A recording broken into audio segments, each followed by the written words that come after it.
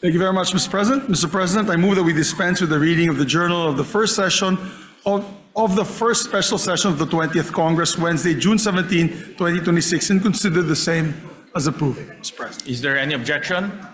Hearing none, the motion is approved. Mr. President, I move that we consider proposed Senate Resolution number 533. Is there any objection? Hearing none, the motion is approved. May we ask the Secretary to read the title of the resolution, Mr. President? Resolution informing the House of Representatives that a quorum is present in the Senate and that this body has entered upon the exercise of its functions for the second regular session of the 20th Congress of the Philippines. Mr. President, I move that we adopt proposed Senate Resolution number 533. I so move. Is there any objection? Hearing none, the motion of the majority leader is hereby approved. Thank you very much, Mr. President. Mr. President, I move that we now consider proposed Senate Resolution number 534. Is there any objection? Hearing none, the motion of the majority leader is hereby approved. Consideration of the proposed Senate Resolution 534 is now in order. The Secretary will read the title and the text of the resolution. Resolution informing President Ferdinand R. Marcos Jr. that a quorum is present in the Senate and that this body has entered upon the exercise of its functions for the second regular session of the 20th Congress of the Philippines. Resolved by the Senate that President Ferdinand R. Marcos Jr. be informed that a quorum is present in the Senate and that this body has entered upon the exercise of its functions for the second regular session of the 20th Congress of the Philippines adopted. Mr. President, I move that we adopt proposed Senate Resolution number 534. So move. Is there any objection? Hearing none, the motion of the majority leader is hereby approved. Mr. President, I move that we consider House Concurrent Resolution number 16. Is there any objection? Hearing none, the motion is approved. Consideration of House Concurrent Resolution number 16 is now in order. The Secretary will please read the resolution. Concurrent resolution providing for the Senate and the House of Representatives to hold a joint session to hear the message of the President of the Republic of the Philippines. Resolved by the House of Representatives that the Senate concurring that both Houses of Congress of the Republic of the Philippines hold a joint session on Monday, July 27, year 2026 at 4 o'clock in the afternoon at the session hall of the House to hear the message of the President of the Republic of the Philippines. Adopted. Mr. President, with that, I move that we adopt House Concurrent Resolution number 16. Is there any objection? Hearing none, concurrent resolution number 16 is hereby adopted. Mr. President, I move that we consider Senate Concurrent Resolution number 12. Is there any objection? Hearing none, the motion of the majority leader is hereby approved. Consideration of the Senate Concurrent Resolution number 12 is now in order. The Secretary will read the title of the text of the resolution. Concurrent resolution creating a joint committee of the Senate and the House to notify the President of the Philippines that Congress now convened for its second regular session of the 20th Congress of the Philippines is ready to hear his State of the Nation address in a joint session of both houses. Resolved by the Senate, the House concurring that a joint committee of both houses of Congress be created, composed of members of the Senate to be appointed by the President of the Senate and the members of the House to be appointed by the Speaker to notify the President of the Philippines that Congress now convened for its second regular session of the 20th Congress of the Philippines is ready to hear his State of the Nation address in a joint session of both houses. Adopted. Mr. President, with that, I move that we adopt Senate Concurrent Resolution number 12. Is there any objection? Hearing none, Senate Concurrent Resolution number 12 is hereby adopted. Pursuant thereto, I hereby appoint to the Joint Notification Committee on the part of the Senate the following: Senator Lito Lapid, Majority Leader Juan Miguel Zubiri, Senator J.V. Arcito, Senator Francis Pangilinan, Senator Joel Villanueva. Thank you, Mr. President. Mr. President, ladies and gentlemen, my dear colleagues in the Senate and those watching the public, we are now ready to listen to the address of our Senate President.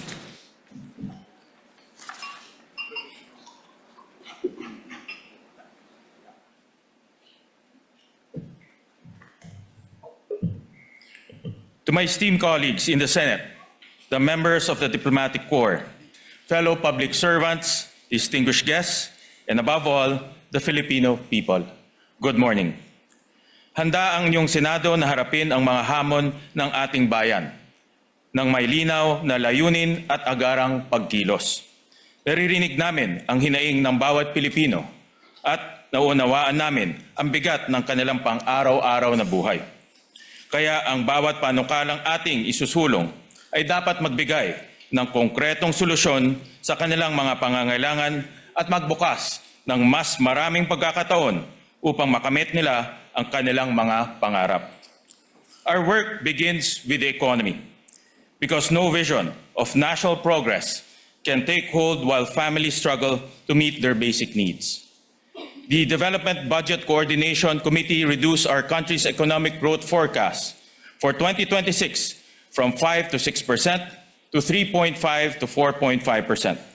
At the lower end of the revised range, annual growth would be the slowest recorded since 2009, excluding the pandemic.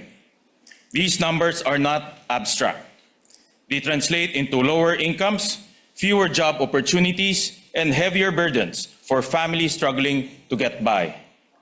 This concern is echoed in the projections of the International Monetary Fund and the Asian Development Bank. The IMF reduced its 2026 growth forecast from 4.1% to 3.9%, while the ADB lowered its forecast from 4.4% to 3.8%. The most urgent point of concern, therefore, is getting the Philippine economy back on track.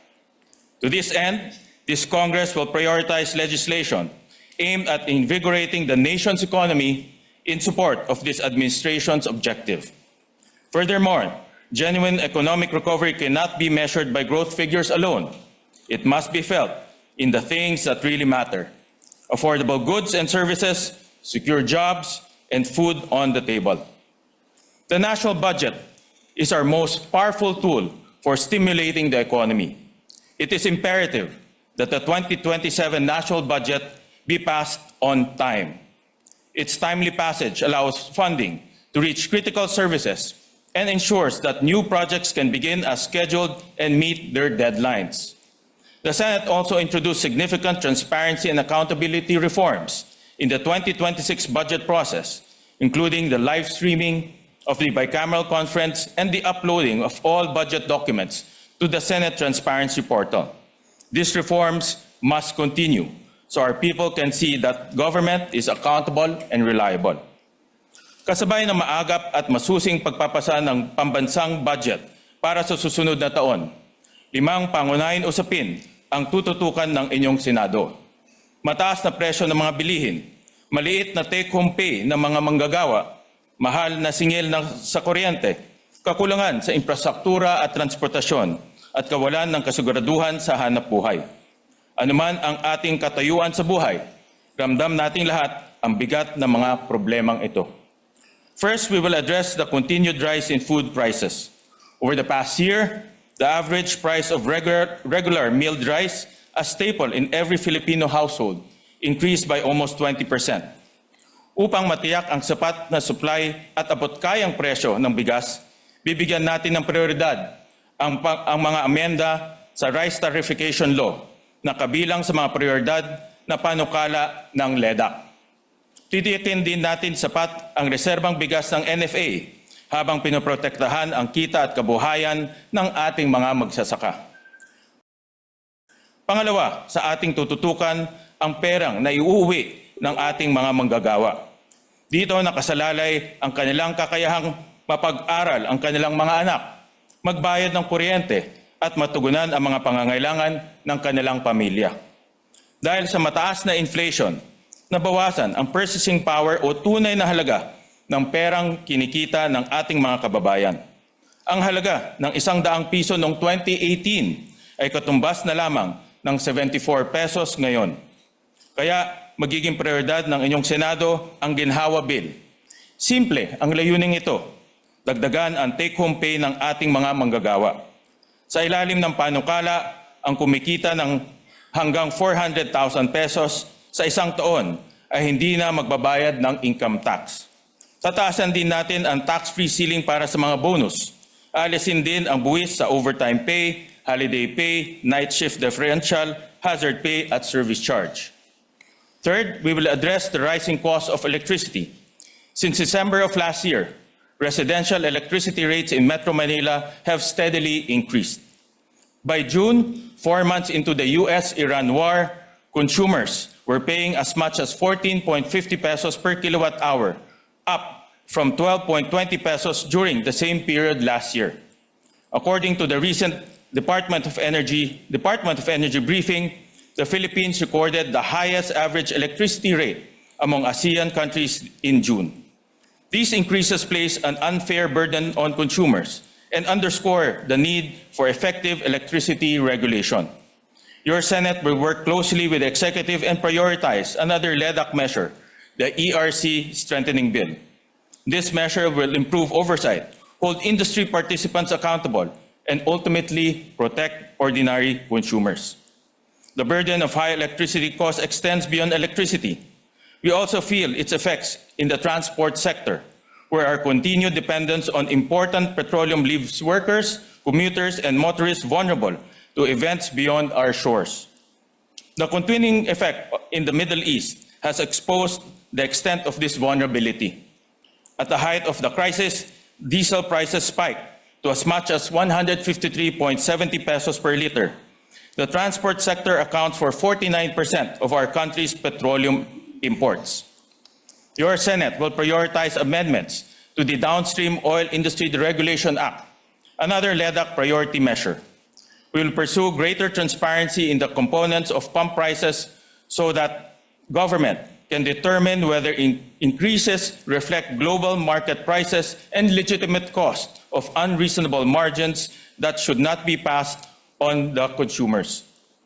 Fourth, we will focus on infrastructure. The fastest way to invigorate the economy is by accelerating infrastructure spending. Your Senate will prioritize the Master Plan for Infrastructure and National Development, or MIND Bill, another important LEDAC measure. It will establish a 30-year plan that will link and coordinate key infrastructure projects, including roads, airports, hospitals, and energy pipelines. This will help create jobs, attract investments, and drive long-term economic growth. Ikalima, tututukan natin ang pagpapalakas ng mga MSMEs. Tinalakay na natin ang ilan sa mga reformang isusulong upang mapababa ang presyo ng mga bilihin at singil sa kuryente, madagdagan ang take-home pay ng mga manggagawa, at mapabuti ang infrastruktura at transportasyon. Ang susunod nating bibigyan ng pansin ay ang pagkakaroon ng matatag at marangal na trabaho. Mula noon Mayo 2025 hanggang Mayo ng taong ito, mahigit 660,000 ang bilang ng mga Pilipinong nawalan ng trabaho.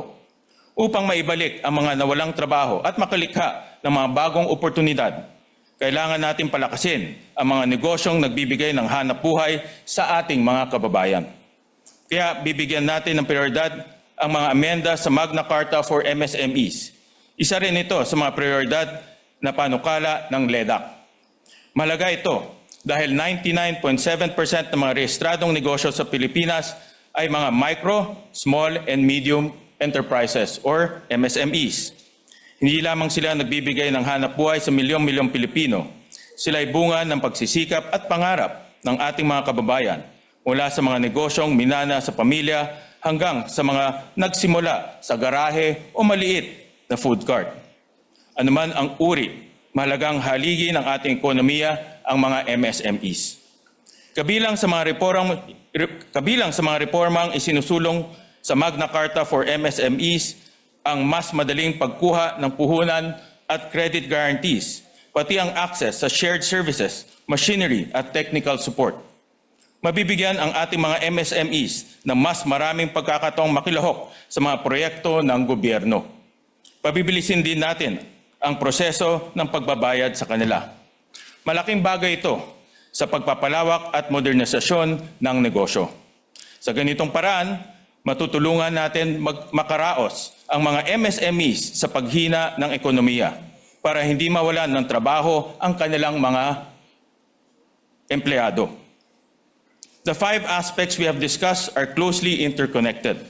Reforms in one area have effects that ripple into others. Strong coordination is therefore essential to ensure that the laws we pass are relevant, coherent, and effective. Thus, I propose the creation of an ad hoc committee tasked with helping drive economic growth, create jobs, and make the cost of living more affordable for every Filipino. Strengthening our economy requires a concerted effort, proactive action, and reforms that will endure beyond a single administration. My fellow senators, these priorities touch the daily life of every Filipino. When these systems work, they create opportunities, lift families out of poverty, strengthen communities, and drive national progress. When they fail, they burden our people, close the door to their aspirations, and hold back our nations for generations. We will maintain our commitments and reforms to education, health, and social protection. These are also essential investments in the future of our people, vital components to our long-term growth, and meaningful response in times of natural disasters. We will give close and sustained attention to preserving the gains made possible by our historic 1.3 trillion peso education budget for fiscal year 2026, equivalent to 4.4% of our country's GDP. This gives us a genuine opportunity to pursue significant reforms in a sector that shapes the lives of Filipino learners and determines the future of our nation. Maraming pagsubok ang hinarap ng ating bansa nitong mga nagdaang buwan. Ngunit sa bawat hamon, patuloy na ipinapakita ng bawat Pilipino ang kanilang tatag, sipag at kakayahang bumangon. Let us build an economy worthy of the strength of our people, one where work provides security, daily needs are within reach, and the fruits of growth are felt in every Filipino home. Let us be a nation that fulfills our potential, where laws protect livelihoods, institutions safeguard our people's well-being, and the government delivers effective, consistent, and compassionate service. The task before us is urgent and clear. Let us come together as one Senate, one government, one people, and set our nation towards a horizon of progress for every Filipino in every generation. Maraming salamat po. Mabuhay ang Senado, mabuhay ang Pilipinas.